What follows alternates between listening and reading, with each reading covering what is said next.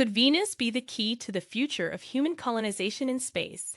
As we look towards the stars, the question arises, should SpaceX and NASA shift their focus to Venus instead of Mars?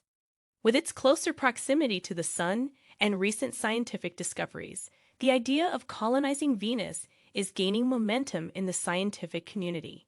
In this video, we explore the potential advantages and challenges of Venus colonization, and whether it could become the next frontier for human exploration in space. Venus. Venus is the second planet from the Sun and is Earth's closest planetary neighbor. It's one of the four inner, terrestrial or rocky, planets, and it's often called Earth's twin because it's similar in size and density. These are not identical twins, however. There are radical differences between the two worlds. There's been a buzz of excitement in recent years about the potential colonization of Mars, significantly sparked by NASA's Artemis missions and SpaceX's continued testing and development of Starship.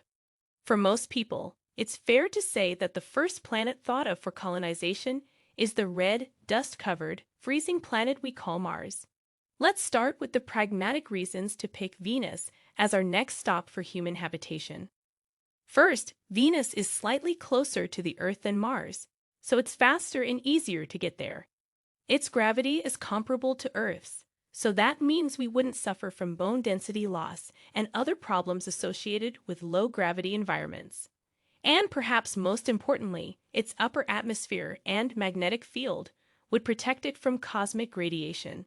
However, since the 1970s, scientists have been brainstorming colonization techniques for Earth's sister planet Venus. So, could Venus be a better option for colonization than Mars?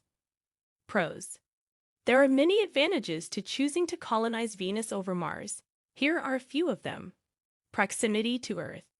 At its farthest distance from Earth, Venus is about 87 million miles closer to Earth than Mars, meaning the time it takes to get to Venus could be 30 to 50% shorter than the time it takes to get to Mars. In turn, this could lead to Venus being more economically practical and would expose astronauts to effects that are harmful to the human body, such as microgravity and radiation, for a shorter period. Proximity to the Sun.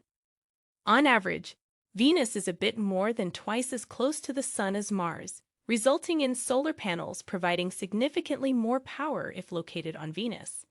The planet receives much more solar energy than Earth does. This abundance of solar energy could be harnessed for a variety of purposes, such as powering equipment, generating electricity, and growing crops. Venus is closer to the Sun than Earth and receives about twice as much solar energy per unit area as Earth does. Additionally, because Venus has a thick atmosphere that traps heat, the planet's surface temperatures are much higher than Earth's. While this presents challenges for human colonization, such as the need for advanced cooling and ventilation systems, it also means that Venus has a potential advantage in terms of energy availability. Thicker atmosphere. Because Venus has a thicker atmosphere than Mars, it can better protect humans from threats like radiation and meteorites coming into contact with the surface of the planet. Additionally, Venus has an immense buildup of carbon dioxide inside its atmosphere, which in the future may be a resource we can use to extract oxygen from. Gravity.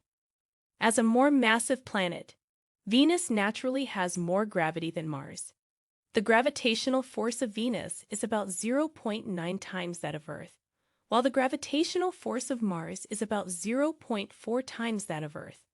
The significant decrease in gravity means that until we find a solution, humans cannot stay on Mars for very long without serious consequences to their physical health, and must exercise for at least an hour every day to help prevent severe bone and muscle loss. Life on Venus. It has been speculated that life on Venus may have come to Earth through lithopanspermia, via the ejection of icy bolides that facilitated the preservation of multicellular life on long interplanetary voyages. Current models indicate that Venus may have been habitable. Complex life may have evolved on the highly irradiated Venus and transferred to Earth on asteroids. This model fits the pattern of pulses of highly developed life appearing, diversifying, and going extinct with astonishing rapidity through the Cambrian and Ordovician periods, and also explains the extraordinary genetic variety which appeared over this period. 29.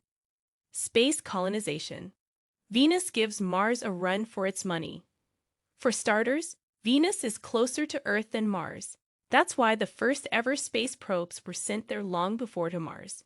A round trip to Venus using current rocket technology would take 30 to 50% less time compared to Mars, which means fewer travel logistics and lesser costs. But these are not the only things that would make Venus a suitable candidate for space colonization. There's also gravity. Mars' gravity is about 0.4 times that of Earth, and scientists aren't sure how harmful long-term exposure to Martian gravity would be for human colonizers. Prolonged exposure to low gravity was shown to cause bone mass loss and disrupt bodily fluids movement acting on the brain. People talk of terraforming Mars without addressing the Martian gravity problem. Sure, solutions exist in the form of domed colonies, but how scalable that would be. On Venus, gravity is less of a concern because it's around 0.9 Earths.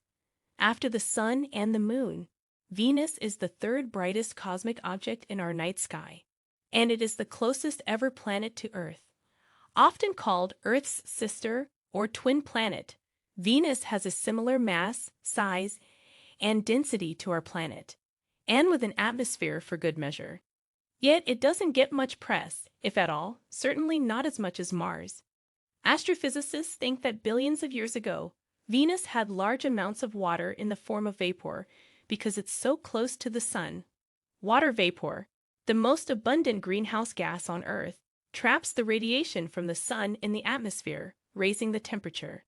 But Venus' thick atmosphere also contains carbon, 97% nitrogen, and other greenhouse gases that together cause the planet to be the hottest in the solar system. It's even hotter than Mercury, which is closer to the Sun.